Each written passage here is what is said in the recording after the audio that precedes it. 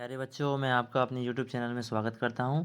आज की इस वीडियो में मैं आपको कक्षा 4 की विषय पर्यावरण अध्ययन की सप्ताह 30वीं वर्कशीट कराने जा रहा हूं, जो कि पाठ 23 पोचमपल्ली है, उसके ऊपर बनी हुई है। इस पाठ का मैंने वीडियो आपको पहले ही बना के YouTube पर अपलोड किया हुआ है। आप उस वीडियो को दोबारा देख सकते हैं, जिससे कि आपको ये जो पाठ है पोचमपल्ली आसानी से समझ आ जाएगा। ये हमारा पर्यावरण अध्ययन का पाठ है, आपकी पाठ्य पुस्तक में पाठ 23वां है।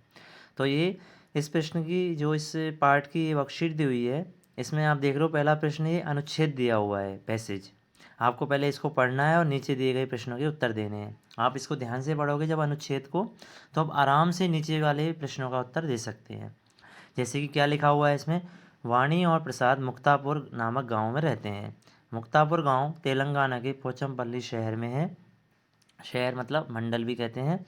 इस कस्बे के अधिकांश परिवार बुनकर हैं। बुनकर यानी कि जो बुनाई का काम करते हैं, इसलिए वे जो विशेष कपड़ा बुनते हैं उसे पोचमपल्ली कहते हैं। वहाँ एक विशेष कपड़ा बुना जाता है जिसमें बहुत मेहनत लगती है, उसे पोचमपल्ली कहते हैं। वाणी और प्रसाद के पिता, माता और परिवार के अन्य सदस्य बुनकर हैं। उन्होंने अपने बड़ों से कपड़े बुनना सीखा। यानी कि उसके जो माता पिता हैं वाणी प्रसाद के, घर के जो भी सदस्य हैं, सारे लोग ही उस गांव में ही जो ज़्यादातर अधिकांश लोग हैं यही काम करते हैं। उन्होंने अपने बड़ों से सीखा ये कपड़े बुनना। वाणी और प्रसाद भी स्कूल से वापस आने के बाद अपने माता पिता की मदद करते हैं। उनका घर हमेशा चमकीले रंग के धागों के बंडलों से भरा रहता है।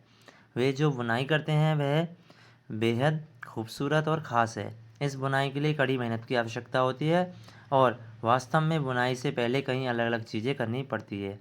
तो जो ये कारीगरी है पोचमपल्ली कपड़े को बुनने की, बहुत मेहनत लगती है इसमें।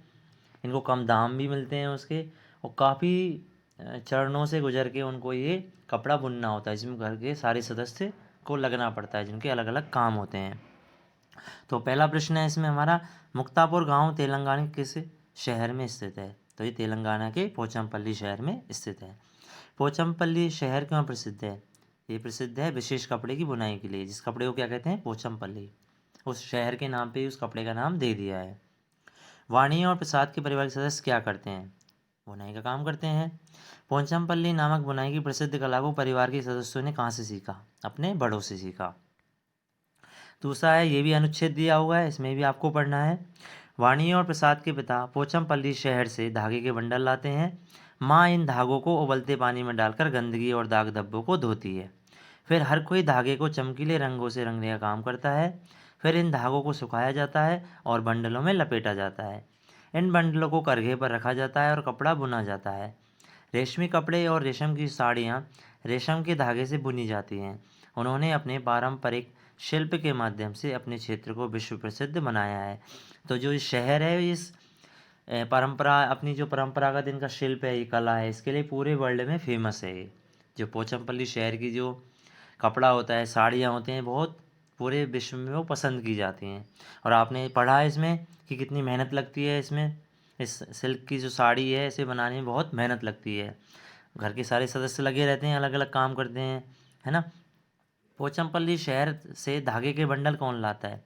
जैसे आप पढ़ पाओगे इसमें, वाणी और प्रसाद के पिता पोचमपल्ली शहर से धागे के बंडल लाते हैं। फिर है, वे सिल्क साड़ी कैसे बुनते हैं? प्रक्रिया पर चर्चा करें। इसमें प्रक्रिया दी हुई है ना, पहले धागे के बंडल लाते हैं, फिर उनकी माँ इन धागों को उबलते पानी में डालकर गंदगी और दाग धब्बों को धोती है।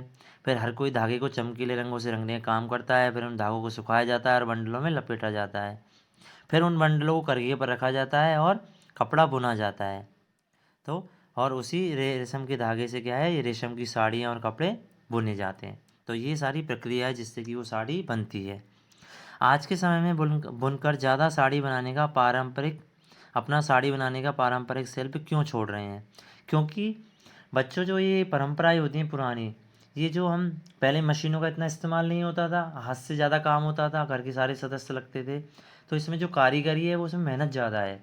और जो इसकी जो दाम है, ये दुकानदारों को बेच देते हैं। दुकानदार सस्ते कीमतों पर उनसे वो कपड़ा ले लेते हैं और महंगे में बेचते हैं, तो इनको घाटा होता है वो बेचने में। तो इसलिए वो क्या है, शहरों में जाके मजदूरी कर रहे हैं। इस काम को वो धीरे धीरे छोड़ते जा रहे हैं।